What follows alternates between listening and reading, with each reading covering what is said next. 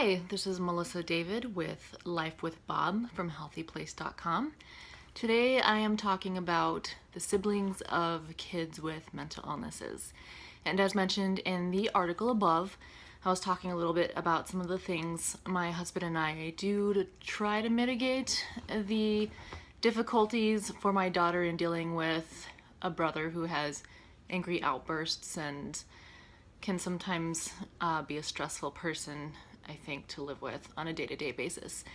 So my list of 5 things that we try to do in lieu of that is 1, we try to make sure that both of them, but my daughter especially, has outlets outside of the house so that she has friends she can create out there, so that she has activities she can do separate from her brother. So she does Girl Scouts and piano lessons and soccer and all of that.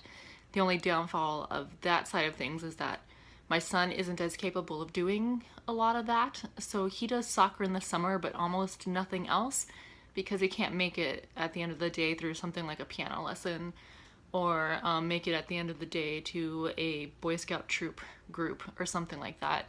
And we certainly can't send him off to camps alone, so he does notice that he does a little bit less. So we gotta be careful on that side, I guess, and make sure that things you're using to help your one child cope with your other child's behaviors isn't also going to cause additional conflict.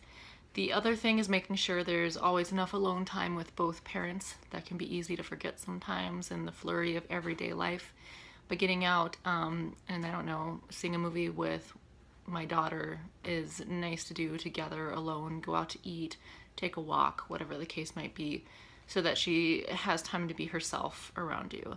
And it's the same with my son. He's sometimes an entirely different kid when he's just alone with myself, or with my husband even, or just him and us. We also make sure, our third thing, to talk to them both regularly about how this all feels to them. I try to make sure that we're acknowledging what my daughter is going through and how she feels after certain things happen, and how she feels when sometimes she's punished for her behaviors when they're in response to his behaviors, that type of thing. I also make sure that there's stuff they both like to do. There's got to be something the two of them like to do together. The only limitation to this one too is that, yeah, they like to do this thing together, but at some point it will still devolve into a whole bunch of fights between the two of them. So make sure there's things they like to do together, but limit the amount of time they spend together doing that, because it will probably end in tears otherwise. And last but not least, is to make sure as a parent or a caregiver that you're giving yourself some time off, working on self-care. It's really hard to take care of the emotional needs of either of your children if you can't take care of the emotional needs for yourself. So yeah, those are just a few of the things we try to do to create a house that's not so chaotic as it could be.